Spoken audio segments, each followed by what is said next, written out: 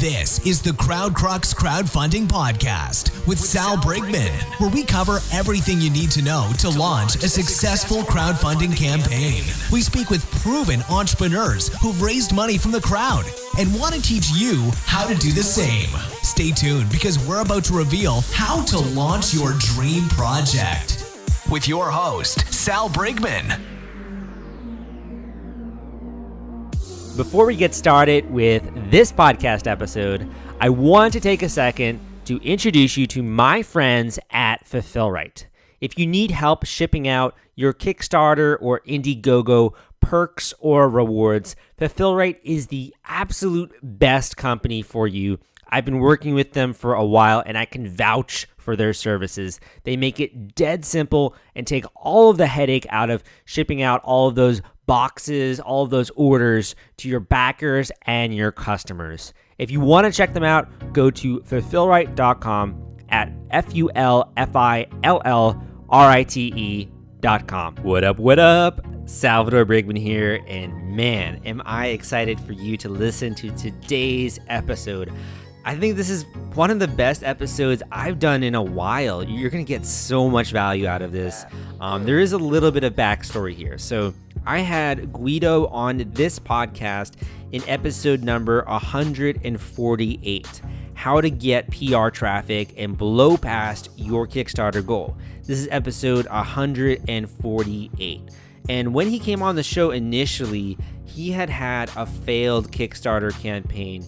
In his own words, I mean colossal failure of epic proportions and some newbie mistakes that he made. He also then had a successful campaign on Kickstarter.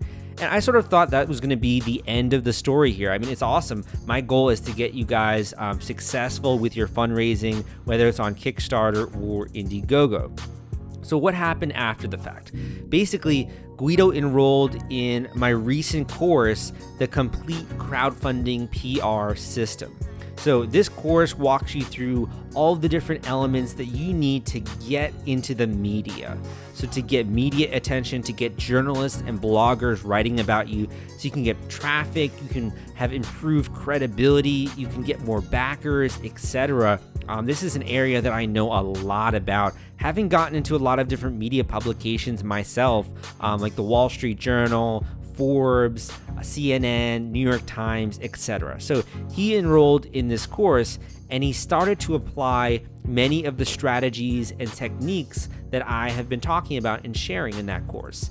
And the coolest thing is that he has been getting a ton of traction with this. So on this episode, not only does he share and go into all the things he's been doing gearing up to the launch of his upcoming Kickstarter campaign, but he also shares the results he's gotten with PR. And sort of as the cherry on the cake, the icing on the cake, here, the cherry on the sundae here, he sent me an email right after we recorded this podcast. And it says, "Hey Sal, thanks again for having me on the show. That was really fun. Just a quick update. I got a huge media outlet on the hook. Just found out engineering.com. 1.1 million visitors per month, according to SimilarWeb. I am so excited. I'm trying not to scream my head off in my day job office." Man, when I read that, that is the main reason why I put together this course, is because I want to get you guys results. And it just makes me so happy because engineering.com, I know, is very similar to the niche that he is in. It's going to send him traffic. Being able to include that logo, the credibility and social proof around that, he's going to get more backers. So I think that's just a really exciting announcement, in addition to all of the different things that he shared on this episode. If you are right now gearing up to the launch of an upcoming Kickstarter campaign and you're a little bit nervous, you're a little bit unsure, I think you're going to like this episode because you can relate with it a little bit more than like $1 million Kickstarter raise or even like a $500,000 Kickstarter raise. It's hard to relate with those types of people because more often than not, they have a really big budget or a really cool, innovative product. This is far more of a relatable interview. And this is someone who is also right now in the trenches. They're working hard. They're sharing what's working, what's not, the results they're getting, etc. So I think you are going to absolutely love this podcast episode. It is a mega episode. Without further ado, let's get right now into the show. Guido, welcome to the podcast. Great to have you back. How you doing, man? I'm great. Thanks for having me back on the show. Totally. Also, your last episode, 148, that was actually downloaded by a lot of times. From what I understand, someone also reached out to you about that episode. Yeah, actually, I had three people in particular. One signed up on my webpage pretty much right away. I belong to a local makerspace. And I had two people actually come down and want to talk to me. Which really? I was a little taken back by that. So that was awesome. That's insane. Wow. Yeah. I would honestly would never expect like people also to meet you in person that way. I mean, I totally was, I always hope that the guests, receive some traffic and signups, etc. But meeting in person, that's pretty cool. It was awesome. It was very, very flattering. Very, very cool.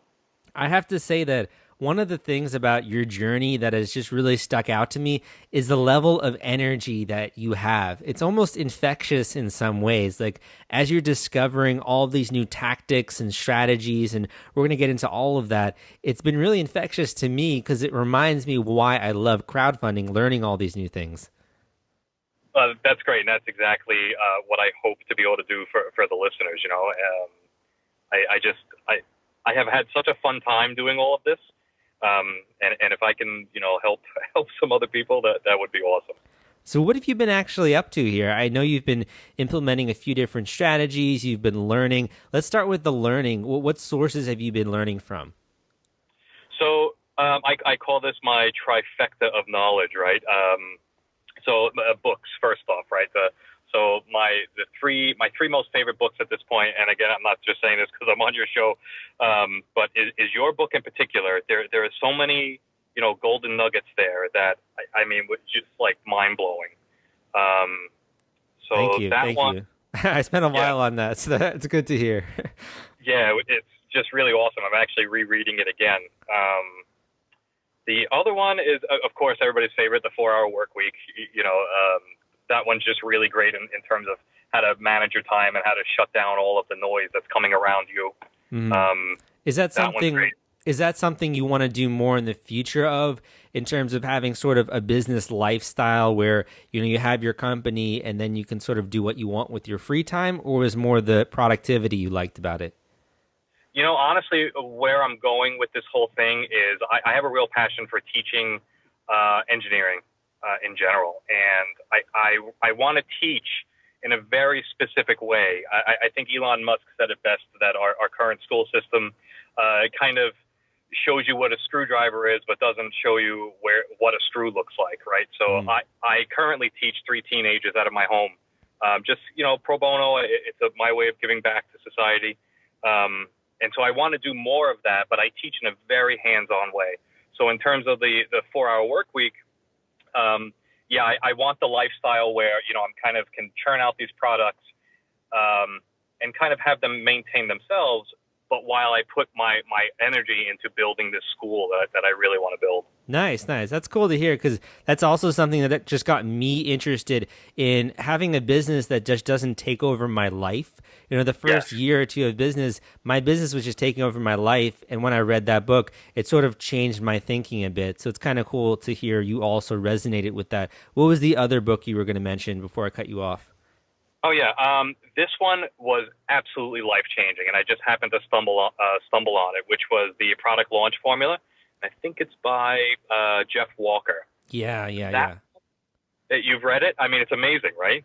I haven't read it all the way through, but I've taken a lot of the different principles from it. He's so well known, and his strategies are used by lots and lots of marketers. So I'm pretty familiar with it from like a secondhand source, but I actually haven't read the entire book. What would you say you took from that book? Oh my gosh, there was so many things. everything from the squeeze page and how to design it, to your list building, to your MailChimp thank you page, and the sign up confirmation. There was just so much in there. Just awesome. Very cool. And for those who don't know, basically, this book is all about how you launch a product online in today's environment. So how you introduce it to people, how you get people really excited to learn more, to grow that anticipation, all that kind of stuff. And Kickstarter actually, I think, has a lot of these built in, whether it's the fundraising duration or it's the fact that you're no longer going to be able to pledge to this campaign. You have a video. So Kickstarter actually incorporates a lot of these traditional elements. What other sources were you learning from? Were you learning from any podcasts? Were you learning from anything else? Yeah, for sure. So as soon as I kind of ran into actually, ever since I was on your last podcast, I had listened to a few of them. But then I just really binged, and I canceled my Audible account, believe it or not. And I've just been listening nonstop every single day to and from my day job. I'm sure you're sick of my voice by now, right? No, not at all. I mean, it's been just so enlightening. It's really awesome. Talk about energy. Like you kind of have the same energy that you give to the audience and stuff. So that's really, it kind of just keeps you going. It's an awesome motivation. Definitely. I think it's sort of one of those things, too, where a lot of the guests that I have on, they're honestly responsible for a lot of the great content here on the show. So I have to thank people like you who come on and bring the goods and share what's working for them, the strategies, all that kind of stuff. I'm just kind of here to pick your brain, if you will. I think also, as we're going about learning, when I first got started, there weren't very many resources. Nowadays, there's so much information that you can sort of dig into and begin to implement some of these strategies. So I sort of want to get here to what it is that you've been doing and some of the strategies you've been implementing with this upcoming campaign. Yeah, sure. So I guess the first way that I started out was, and what I learned from my Dr. Guido Kickstarter was, I had a landing page, but I didn't really know what it meant. So I set out right away to create my landing page, after following the Crowd Crux and the Jeff Walker book that I mentioned. And I had remembered this one tool that a buddy of mine had told me about years ago, and it's called Inspectlet. Now, what I'm about to say is actually, it's a little creepy, but it's okay. We like creepy. Yeah. It's just so incredibly useful, and I'll tell you a funny little story about it. But basically, what Inspectlet allows you to do is see what your users are doing on your website, and to see where their mouse is hovering, or if they're on their phone, what spots of your website are they actually physically touching? Wow. Are they playing your video? Are they there's something called rage clicking. So that is, if somebody's hitting the screen in the same spot because and they're looking for, well, why isn't this working or something? Mm-hmm. You can be able to tell, there's a problem with my website or something. So just amazing. Okay, so that's called Inspectlet? Yeah, Inspectlet. Okay. So you implemented that. What did you begin to see on your website, like as you're starting to get an insight into the minds of your visitors? Yeah, so one of my first incarnations of my landing page, I was trying to use, I tend to speak in color, right? And I like to do that with my website too. So I was trying to make it, like a bunch of eye candy, And at one point I put this thing, which said top secret in bold red letters. Like the old stamps from, the military, is a top secret. And I put it on top of this blue construction paper that, from like the 30s, 40s when they were designing, and I stamped it and I wrote some words. And what was interesting was that every single person who went to the site, as soon as they hit that, they bounced away from it, went right back up. Not a single person went below it, even though there was content there. Wow. And that was incredibly powerful because I said, that's a problem. I got rid of it, and then people started to go down the page more. I guess that was kind of like a turnoff for them. So if you didn't install this tool, you would have never known that. Exactly. Wow. That's really cool. Exactly. from what I remember, you sent me also sort of a draft of this landing page. And for those who aren't familiar, basically a landing page, it's a very simple website page where when you send traffic to it, there's some kind of conversion optimized thing you want them to do. So basically, you either want them to sign up for an email list, you either want them to buy a product, you want them to do one thing. You don't want them to be clicking around to all these different things. So that's sort of what a landing page is. But when you sent your first landing page to me, I remember saying that I think you should incorporate a little bit more of your story. Is that right? Yeah. So I did start to do that, and I was starting to get conversions for sure. People were actually, again, thanks to InspectLit, I was able to see people scanning it with their mouse, so I knew that they were reading it. So that definitely had an impact as far as getting some conversions. But that began to kind of drop off.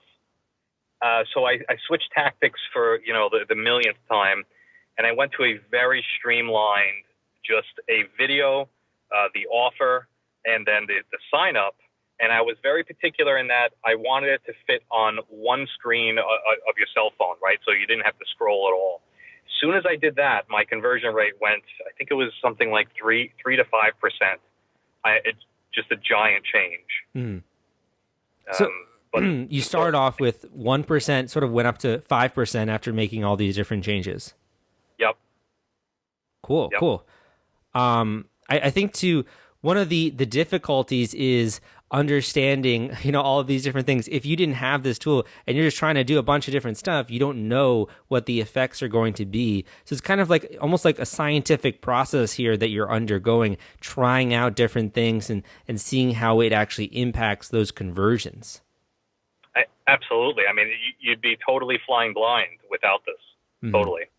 So where actually are these people finding the web page? Are you sending them via your email list, via Facebook? Like, how are people finding this? So, yeah, I naively started with Facebook ads. I had initially tried it with my Dr. Guido product, and I had a little bit of success. And then I began to kind of understand how Facebook advertising works, and I'm by far not an advertising guy at all. But, just through trial and error. And what I found was basically using video over pictures. That was such a huge difference in the amount of traffic that I was getting. I mean, it went from just using pictures to, I don't know, less than 100 people a day to, I would say close to 1,000 people a day. It just wow, night and day difference. Yeah, that's really cool. I think videos also are just something where Facebook is trying to get more and more video on their platform, and they're kind of a little bit biased in that they're rewarding people who use video in a great way. Oh, I didn't realize that they're biasing it towards it. That's interesting. Well, they tend to, from what I've noticed, they tend to do that based on the features they want to emphasize. So, like, I've certainly noticed Facebook Live has been massive in terms of its reach because they want people to begin to use that functionality. So they sort of reward people. They do that with Facebook ads also, where if you have a very high converting ad or a very relevant ad, you'll actually get lower cost per clicks because they want to deliver relevant ads to their users. It's a really interesting marketplace. Yeah, that's interesting. I didn't realize that. Were you doing any other kind of things like interacting in groups or anything like that? Yeah, so I did two things. I went and hunted down a bunch of groups. That actually turned out to work quite well. I got a bunch of signups from that. I then was doing a bunch of Facebook Live stuff where I kind of teased, here's some promotions, this, that, and the other thing. That worked very well. But I did something just last night, which was drastically different and free and had an amazing sign-up rate. So basically what I did was I was meeting up with a friend of mine who's actually my supplier for the wood for glow scenes. And he was going to be there about a half an hour later than me. But what I did was I brought glow scenes with me, and I stood outside of this sushi shop, and I just put glow scenes on just in front of me. There was kind of like this table sitting there. And I was getting people coming up to me kind of left and right. Hey, what's this? What is it? And I'd say, hey, well, great. You're perfect. I'm so glad that you asked." And we got into a little dialogue. How much would you pay for it? This kind of stuff. And then they were like, "Well, how can I get on the list?" And it was just perfect. It just worked out so great. That's those are the ways. That's insane. And that's something too where I remember with your first landing page, I think you were saying people were just kind of scrolling and like looking at the thing, like looking at the image of what it is, because it's kind of like curiosity invoking in some ways. So the fact that it's also in person now, you can interact with that person and answer all the questions that they have. How many signups would you say you got from that?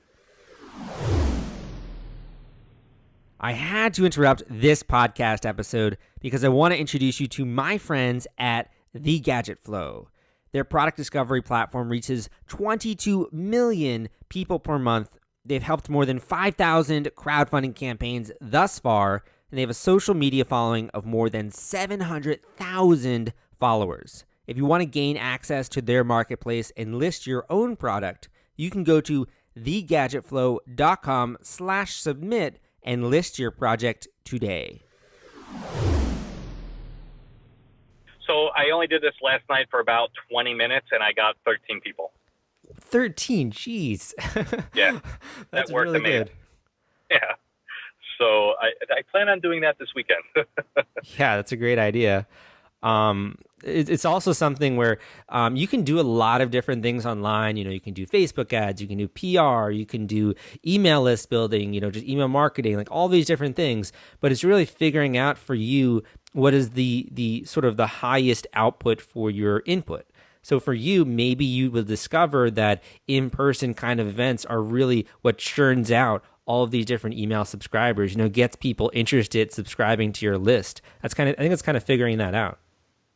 Yeah, I think it's very individual for everybody.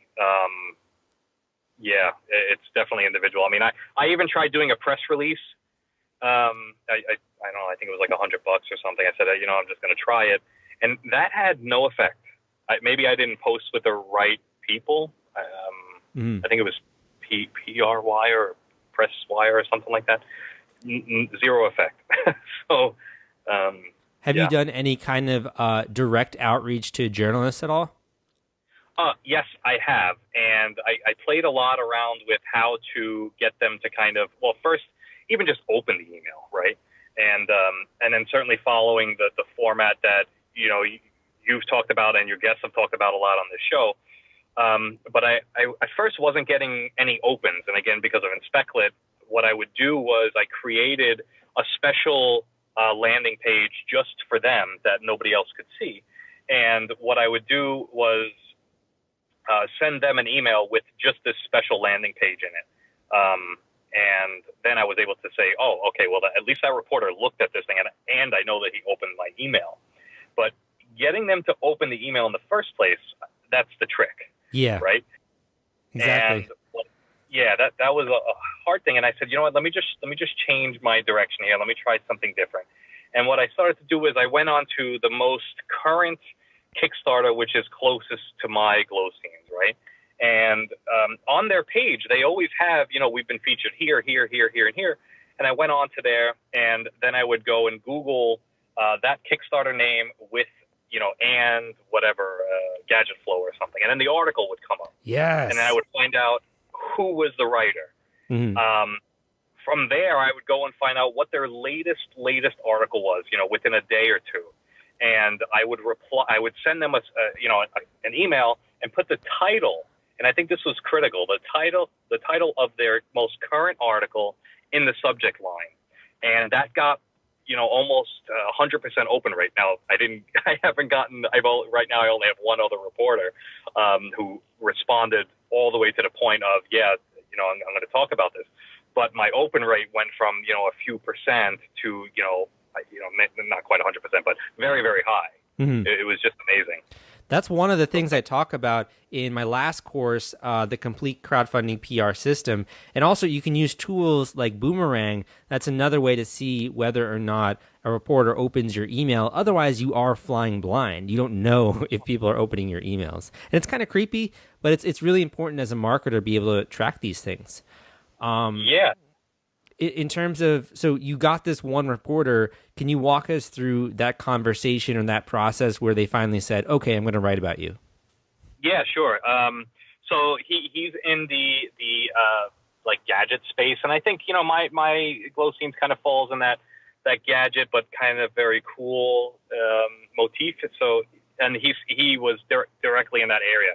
So I found his latest article. I read it, of course, right, and then my opening line was referencing him, and making a point about something in his article. And then I would, just a very quick question about the article. And, that I was very specific in making that a line, maybe 2 lines at the most. And then I went into, hey, I have a Kickstarter coming on June 10th. I have a bunch of samples ready. Can I send you one? And specifically that being the last sentence, because then I think that invokes, oh, I should answer. And that, that night, that same night, I got a response back. I sent him a demo unit already. He loves it, and he's going to be doing a story on it. So that's how that went.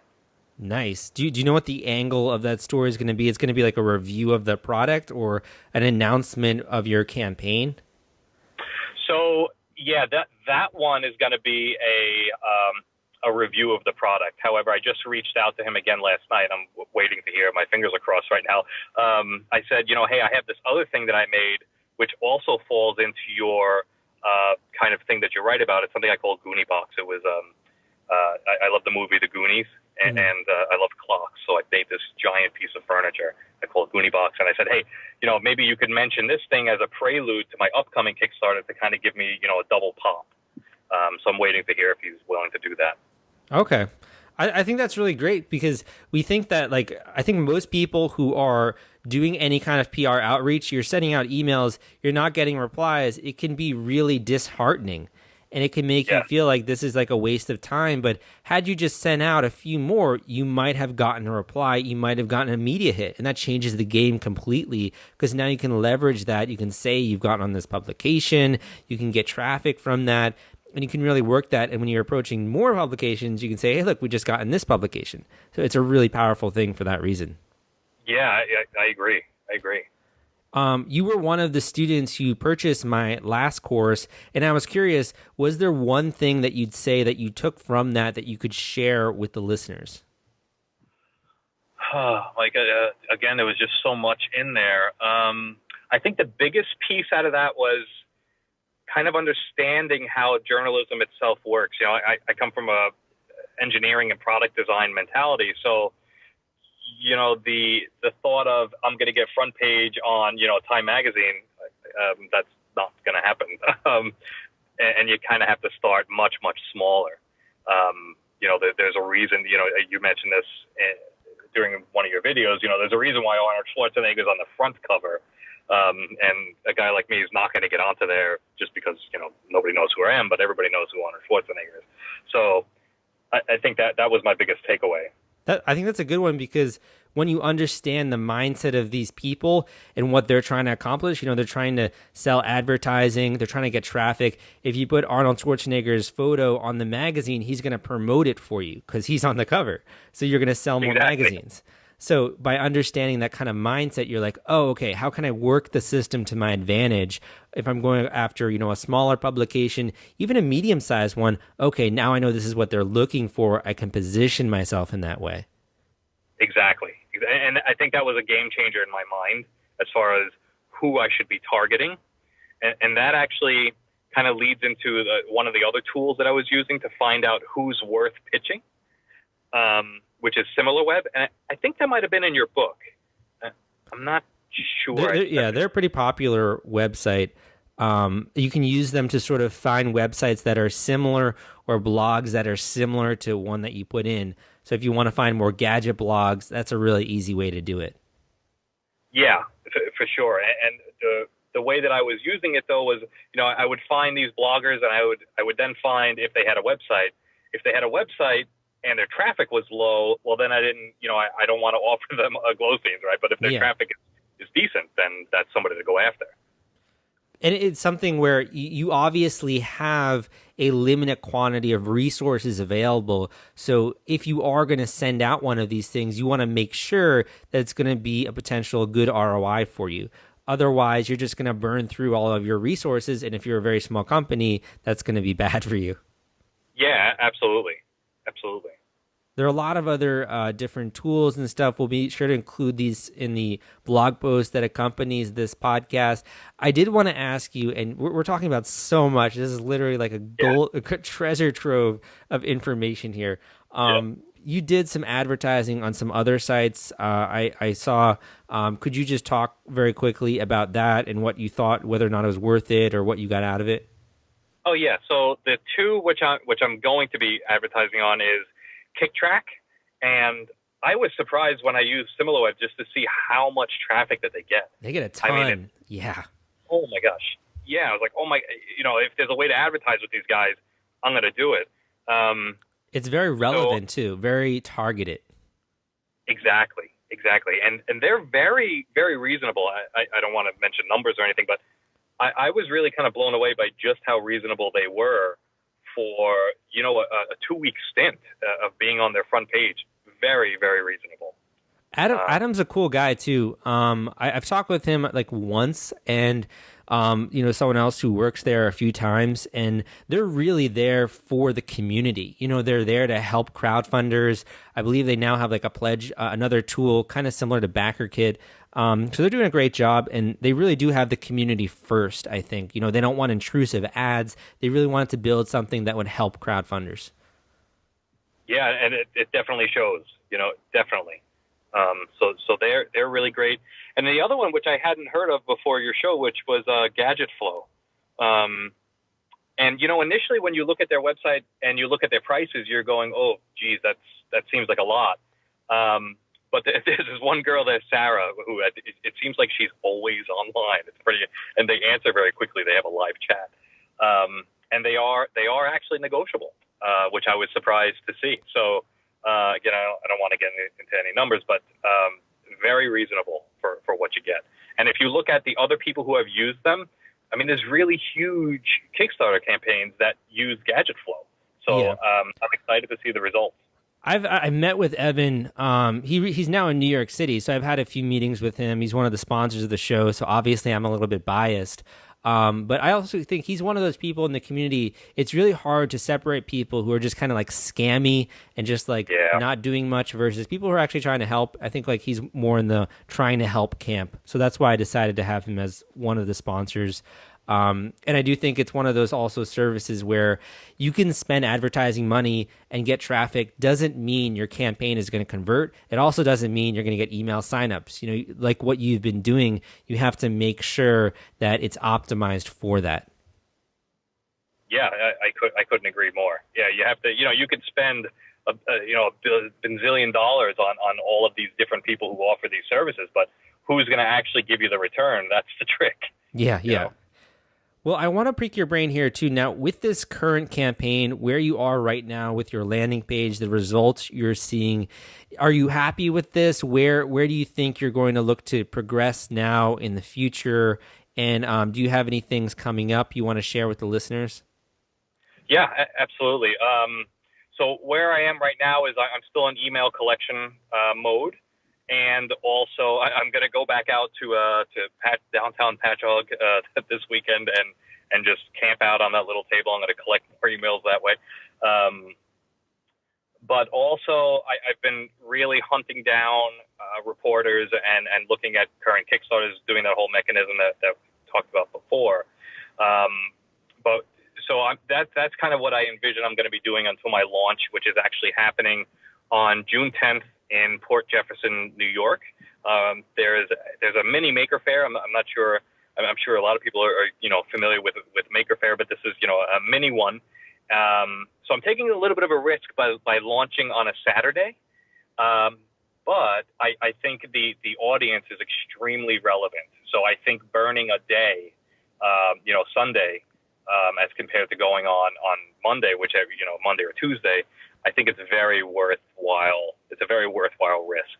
Well, especially from what you've seen with the live in-person events, it seems like that's sort of where your personality and where the product shines. I'm speaking to the crowdfunders in the audience who have already launched a Kickstarter campaign or have actually even successfully run a campaign. And the reason is, I think you will understand this pain point most.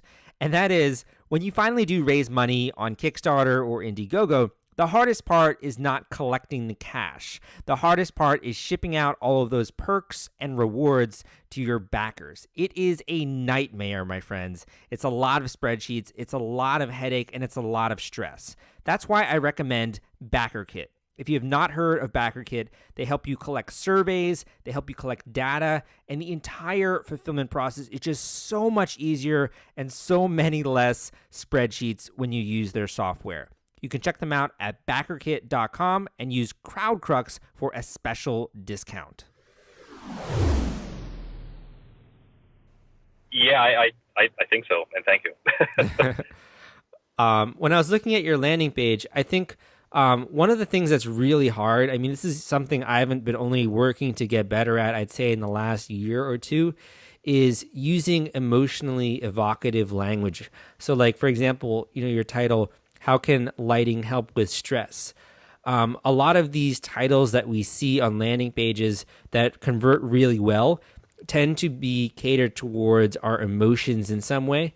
So like, for example, this weird lighting technique reduced stress by this amount.